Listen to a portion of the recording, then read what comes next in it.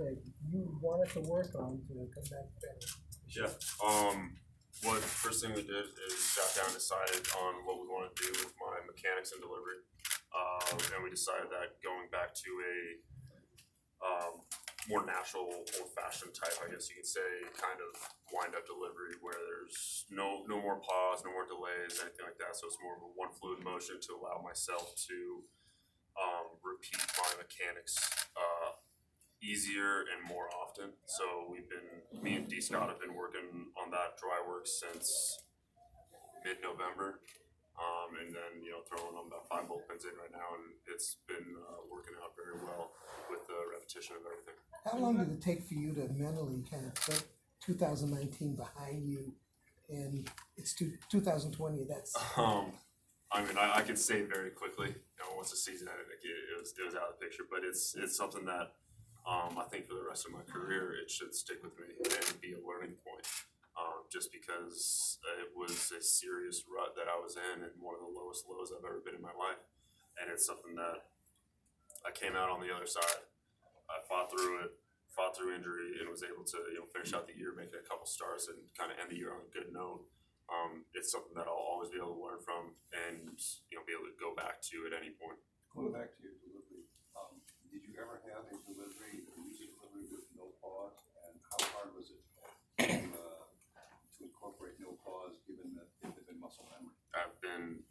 If you look at my career as a ball player as a whole, I've been using a more old-fashioned kind of wind-up where it's one fluid motion majority of my life.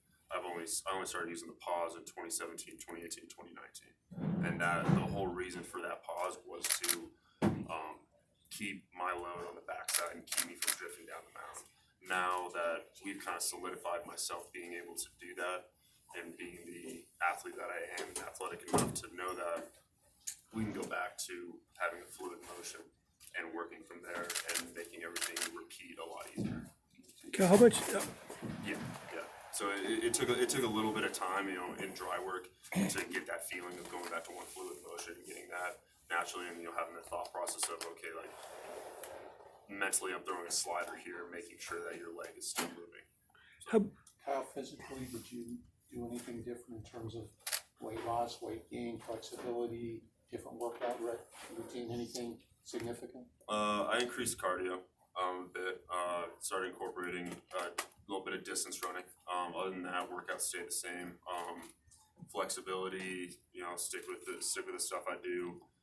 The stuff that Gabe and Jasp have us doing down at Salt River is all great stuff. And the great thing about those guys is they're always looking to learn so they can help themselves and help us. So the stuff that they've been incorporating over the past couple of years with shoulder and hip mobility and everything like that, they've done an incredible job, and it's starting to pay off. You can really see a difference. Kyle, it's one thing to struggle with, to be the hometown kid and go through it, and look back at it. How hard was that, and what is it about these adjustments that gives you so much confidence that you'll bounce back? Yeah, being in the position that I am is you never want to ultimately let down your city. And to me, I kind of wear that on my shoulder. There was a place I'm proud of, proud to be part of, played for this organization.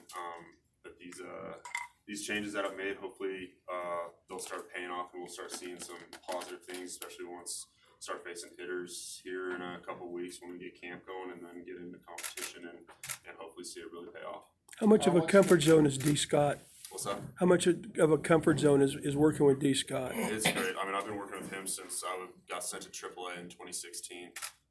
He's a guy that any part of your game you can speak to, whether it's physical, mental, whatever. He'll be there to help you, and he wants to. Him and Merriman are doing a great job of no cookie cutter kind of pitching. Everyone has their own personality pitching, their own form.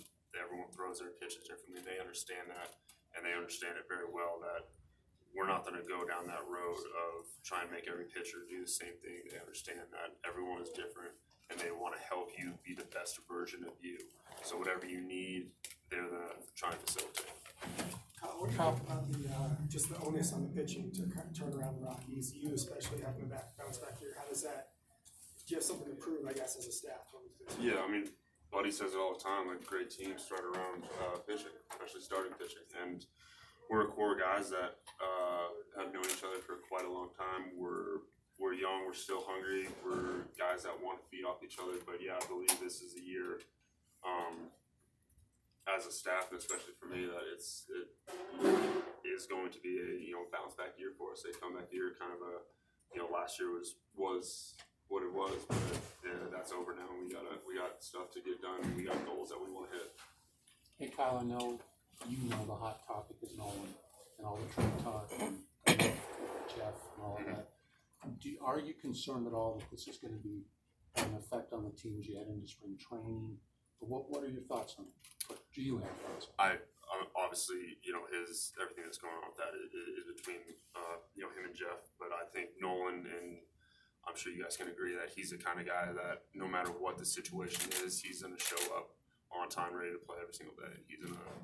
He's gonna work his ass off. How about the criticism of the club that they haven't gone out and gotten people? Do you take that as something that maybe that's a weakness, or you take it as it's a challenge to you guys to turn it around? We know who we have. We know the capability of this team. Whether front office makes a decision to go after someone in the free agent market or not, that's their call. We know that we're going to be going into spring training with whatever squad that we have ready to go, ready to win games, because we know the damage that we can do, and we've proven that over the past 3 years. The big topic in baseball has been the sign stealing with the electronics. I know the Rockies faced the Astros last year, Red Sox also. But have you suspected the teams are doing this? Have you, when you've been on the mound, like something fishy is happening? I mean, you can get those feelings. Obviously, we have no concrete evidence on it. It's kind of just one of those feelings where it's just one of those games where you're getting hit around, and it might seem like another team has your signs, but you don't know. If they picked him at second, if they're using a device, whatever. But I mean, yeah, hot topic. But I mean, that's pretty much the extent of that. I'll speak about it. As bad as last year may have been, when you look at the youth on this team, do you think this team is closer to 17 and 18 than it was the 19 team? How do you mean? Like the 17 team went to the playoffs, the 18 team went to game 163, the 19 team finished one game out of last place. Do you think, when you look ahead to this season, do you look at a team that you think's more similar to 17 and 18, or do you think 19 was a revealing? I think every season is a clean slate. We're gonna learn from our successes and our seasons like we had last year, our failures. So 2020 is gonna be it's gonna be the same team, but it's gonna be kind of a different team just because it's a new year, it's a clean slate. It's time to win for us. We're not looking to try and repeat 2018. We're not trying to repeat 2017. Obviously, we don't want to try and repeat 2019. But it's a new season, new slate, and we're starting fresh, and we're looking to go out to win. All right, last question, if there is one.